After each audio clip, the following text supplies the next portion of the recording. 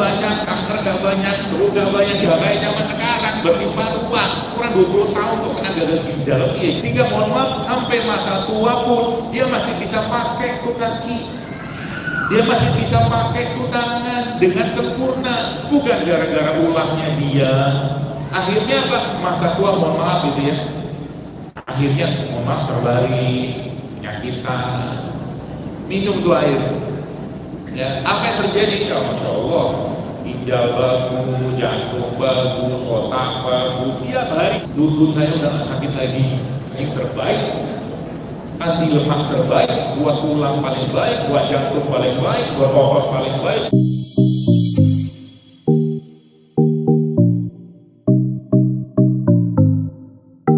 Ya Allah, ini jasad ini Masya Allah, tabarakallah, sempurna, walaqad khalaqnal insana fi ahsani taqwim, kata Allah. Mana mungkin orang itu kira-kira mau menodai, melukai, menzolimi jasad ini dengan makanan yang gak benar. Lah perintah Tuhannya apa? Wa kulu mimma fil ardi halalan thayyiban. Perintah Tuhannya, majikannya dia, penguasa alam semesta ini apa? Makanlah yang halal lagi baik. Sekarang kalau saya tanya, ya, kalau saya tanya kepada Bapak Ibu sekalian, dan Anda sudah tahu jawabannya, ya, bab tentang makanan, saya tanya, sosis itu sehat apa enggak? Langsung mau jawab enggak? Pertanyaan saya, kenapa dimakan? Jawabannya enak lah, ini segala macam. Artinya apa? Mungkin kita lebih mencintai makanan ini daripada makanan yang diperintahkan rohnya kita. Semua sudah tahu kok sosisnya sehat. Sekarang saya tanya lagi, misalkan lebih dalam lagi, misalkan bakwan sehat nggak? Jujur aja lah, bakwan apa ceritanya? Tepung digoreng itu kan pakai minyak, ya, minyaknya juga udah agak-agak hitam gitu kan. Makanya nanti semoga Bapak Ketua DKM-nya bisa siapin takjil sehat di Ramadan. Dari Ramadan ke Ramadan takjilnya apa? Bakwan gorengan tahu, minyak lagi. Sepanjang Ramadan, sehingga apa? Kalau saya kadang-kadang nggak habis pikir kalau ada orang di Ramadan ya, berat badannya naik, astagfirullahaladzim, nggak habis pikir. Berarti cuma pindah jadwal makan doang, ya, seperti itu. Wa kulu mimma fil ardi halalan thayyiban wa la tattabi'u khutuwati syaitan. Dan jangan ikuti langkah-langkah syaitan. Artinya apa? Perintah makanan atau perintah makan yang halal dan baik itu, Bapak Ibu sekalian, itu perintahnya datang dari siapa? Dari Tuhannya kita, dari Zat yang Maha mencintai kita. Supaya apa? Supaya kita hidupnya itu bisa berlimpah dengan kebaikan, kebahagiaan, sehingga mohon maaf sampai masa tua pun dia masih bisa pakai tuh kaki, dia masih bisa pakai tuh tangan dengan sempurna, bukan gara-gara ulahnya dia. Akhirnya apa? Masa tua mohon maaf gitu ya, akhirnya mohon maaf terbalik, penyakitan. Babnya tentang, berarti apa? Kita nggak mencintai badan ini gitu. Kita nggak ngerti bahwa begitu besar rahmat Allah Subhanahu wa Ta'ala yang Dia berikan kepada kita dengan menciptakan badan ini. Kita nggak paham. Bahkan Auzubillahi minzalik sampai sombong juga, buat apa? Maka saya bilang, kalau seorang muslim mau hidup sehat, saya katakan bukan buat gaya-gayaan, bukan, Allah bukan. Dia mau hidup sehat itu gara-gara apa? Gara-gara asbab atau sebab atau tujuan atau niat paling utama dia apa? Mau mengembalikan jasad ini kepada pemiliknya dalam keadaan yang baik, itu tujuan. Bukan buat gara-gara six pack, no. Terlalu receh itu. Allah pasti tanya, ini ada mobil bagus dipinjemin, ini ada badan bagus dipinjemin, gitu loh. Sama yang menciptakannya, tiba-tiba dibalikin, mohon maaf, dalam keadaan ringsek, pasti ditanya sama yang pinjemin, kok apa ini badan? Gitu. Makanya saya bilang tadi, bab tentang cinta ini bukan bab sembarangan, ya. Makanya saya sering bilang, sampaikan ke berbagai kajian saya, ayolah kita rawat nih badan, ya. Ayo kita mulai benerin makan, ya. Ya, bahkan Indonesia ini saya sering bilang di mana-mana, Allah Akbar ibu sekalian ya, Masya Allah ya. Saya pernah ketemu ibu-ibu itu kan lagi pas saya beli air kelapa tua. Karena saya lebih suka kelapa tua, lebih murah, dibuang lah. Itu air isotonik terbaik dari Allah buat kita, isotonik. Ya kelapa tua dibuang orang aja airnya kan, bikin santan segala macam airnya juga pada secara kandungan morles kalau orang kena bilang itu urlep aja sama kelapa muda. Minum tuh air. Ya, apa yang terjadi? Ya Masya Allah, ginjal bagus, jantung bagus, otak bagus, dia baik minum air kelapa itu. Kalau punya tensi atau makanan darah, Insya Allah turun juga pakai begini. Ibu tuh nyamperin saya, dok, Kak, makasih ya, oh iya, kenapa bu? Lutut saya udah sakit lagi. Saya bilang, minum apa bu? Kadang-kadang saya pikirnya, mungkin karena keberkahan negeri ini gitu kali ya, atau mungkin keberkahan apa yang mau ciptakan untuk kita di negeri ini. Dia cuma bilang tuh, dia tiap hari dia rutin kunyit, serai, jeruk nipis gitu doang. Makannya udah mulai dibenerin gitu kan. Tapi memang saya lihat orang-orang tua zaman dulu kan cenderung makan itu nggak niko-niko kayak generasi zaman sekarang. Coba lihat. Bapak saya itu Allah ya kan sudah meninggal ya. Setahu saya itu nggak pernah nyentuh pizza. Bolong-bolong pizza. Sosis, nugget, bolong-bolong. Makanya generasi zaman dulu tuh menurut saya ya yang akhirnya ya bangsa 40, 50 tahun itu lebih tangguh daripada generasi sekarang. Kenapa? Gak banyak niko-nikonya.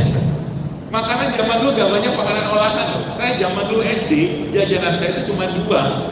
Kalau nggak tekwan, nanas. Saya tinggalnya dulu jajan.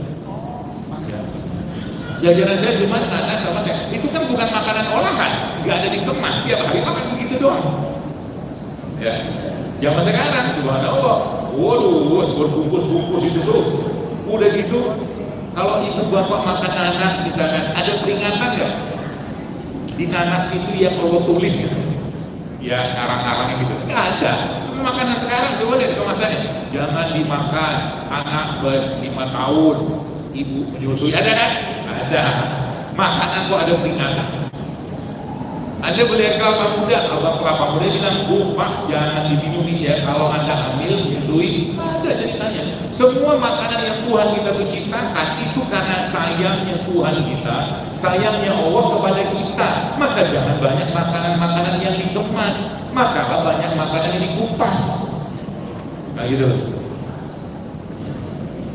Jangan sok-sok juga ngikutin tren ini, tren itu. Wah, biar sehat nih kita ngejus. Buah itu nanas di blender, apa di blender. Coba aja Anda lihat. Habis itu terusin aja lama-lama. Nah itu gula darah. Buah itu dimakan, bukan di jus. Itulah fungsi gigi. Gitu. Kalau buah di jus yang terjadi apa? Naik atau gula. Nah itu. Maka zaman dulu gak banyak orang. Soalnya bapak ibu mohon maaf gitu yang usia 40-50 tahun ya. Coba terbang ke zaman kita umur 10 tahun dulu deh. Gak banyak autoimun loh. Autoimun gak banyak, kanker gak banyak, stroke gak banyak. Ya kayak zaman sekarang berlimpah-limpah. Orang 20 tahun kok kena gagal ginjal. Iya kan? Ya, termasuk yang kemarin kasus yang anak-anak berapa tahun tuh? 6 tahun, 10 tahun gagal ginjal, cuci darah, segala macam itu. Saya mensikapi itu tuh bukan gagal ginjal, cuci darah, bukan. Ini anak itu kenapa makan itu? Gitu. Apa emosional dia yang akhirnya membuat dia tiap hari minum itu? Itu sekali. Kan belum ada penelitiannya. Karena kecenderungan makan kita itu, ya kecenderungan makan seseorang itu. Tiap hari ini orang minum teh manis. Coba dicek itu secara emosionalnya pasti ada sesuatu. Tiap hari minum teh manis. Tapi, nggak ada tapinya. Ya, berarti dokter nggak boleh nih kami makan gorengan. Saya nggak memfatwakan haram. Siapa juga nggak boleh juga tuh halal. Tapi sering saya downgrade Downgrade saya punya pemikiran, dia bilang gini, kalau Anda makan gorengan itu membuat Anda bahagia, makanlah. Toh berkuah, buih mulut saya ngomong, gak juga orang berhenti. Kenapa? Lebih banyak abang yang jual gorengan daripada abang yang jual rebusan. Mau diapain? Ya. Tapi ingat, batasin supaya apa? Gak berlebihan. Gula pasir, sering disampaikan di mana? Gula pasir halal. Masalahnya sekarang bisa kan kita batasi. Makanya saya kadang-kadang saya bilang gini, ada orang tanya ke saya, Ustaz, dokter, kira-kira kalau minum dosis minumnya zaitun itu sehari berapa sendok makan? Gaya lo. Kenapa saya bilang gaya lo? Kayaknya zaitun itu efeknya itu bahayanya minta ampun kalau kelebihan. Oke, saya ilustrasinya begini. Bapak Ibu pernah minum minyak zaitun 10 sendok makan sehari kan? Anda baca ada di salah satu film di TV berbayar, 105 apa judulnya gitu, itu sebutkan orang-orang di Mediterania, yang di situ mereka lifespan mereka itu panjang, rata-rata 90 tahun itu, mereka itu tiap hari 10 sendok makan minyak zaitun dia minum. Minyak zaitun itu isinya apa?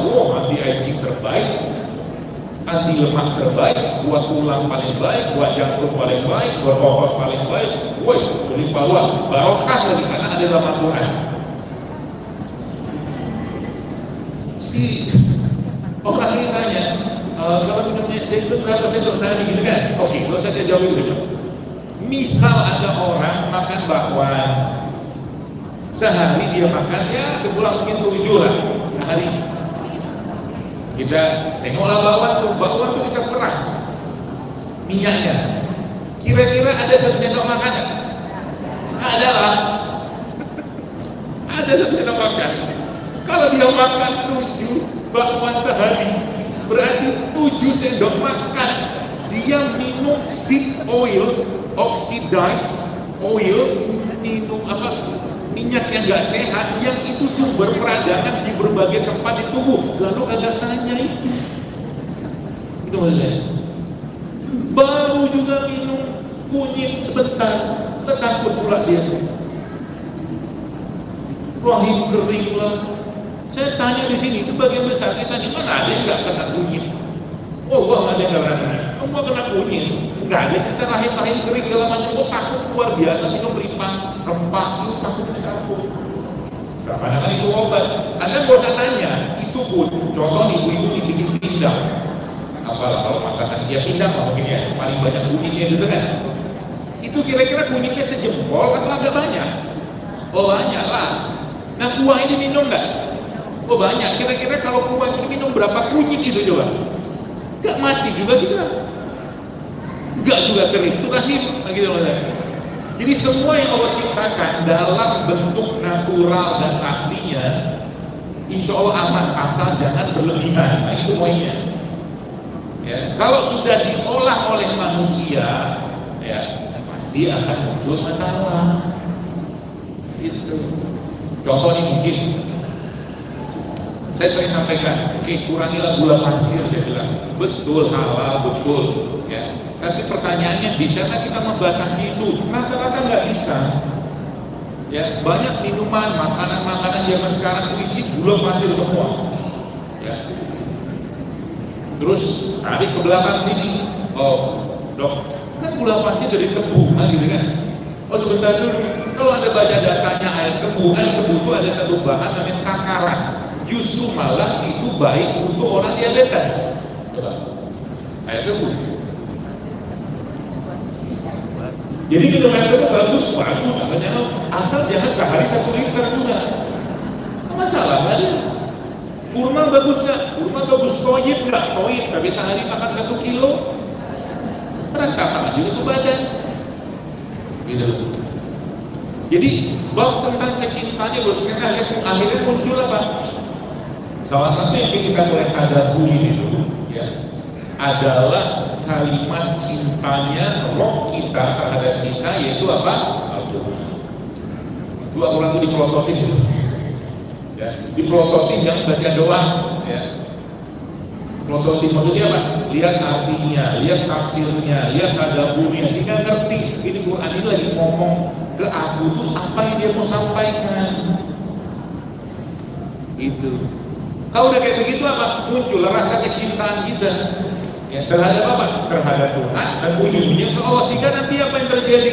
Dia mulai makan benar, makan nggak mau neko-neko, lebih banyak puasanya, olahraganya digunakan untuk dia menguatkan badannya supaya bisa beribadah. Begitu cintanya.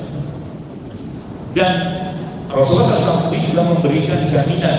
Ya. Apa jaminan dari Rasulullah? Dia bilang begini,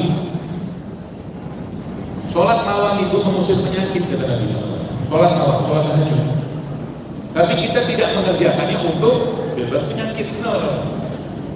Ya. Puasa, Allahu Akbar. Saya pesan kepada Anda, rutinkanlah puasa. Sebelum puasa itu berbayar.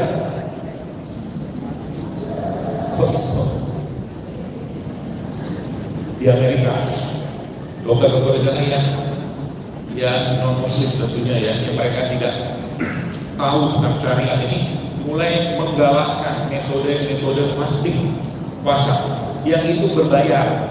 Apa yang mereka rujuk di situ atau mereka literasikan di situ, nanti pagi makannya ini ya, sore makannya ini ya.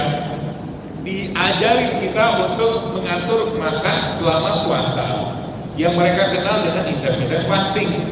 Salah satu bentuk intermittent fasting itu apa? Mereka katakan puasa 72 jam itu, kata dia. Puasa 72 jam itu metode terbaik untuk membersihkan sampah-sampah tubuh kita dan mereset sistem hormon. Sekarang saya tanya, puasa 72 jam itu kira-kira dalam syariat apa? Puasa yang mungkin kan?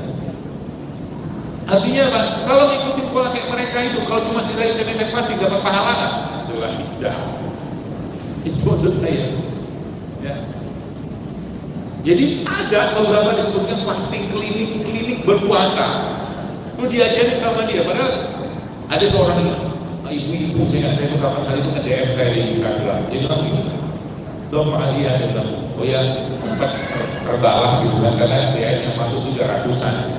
Yang rezeki-rezeki ada di balas. Ya, makasih saya nggak jadi beli program diet. Ya. Ada gitu, yang nilainya itu ada berapa puluh juta lah gitu kan.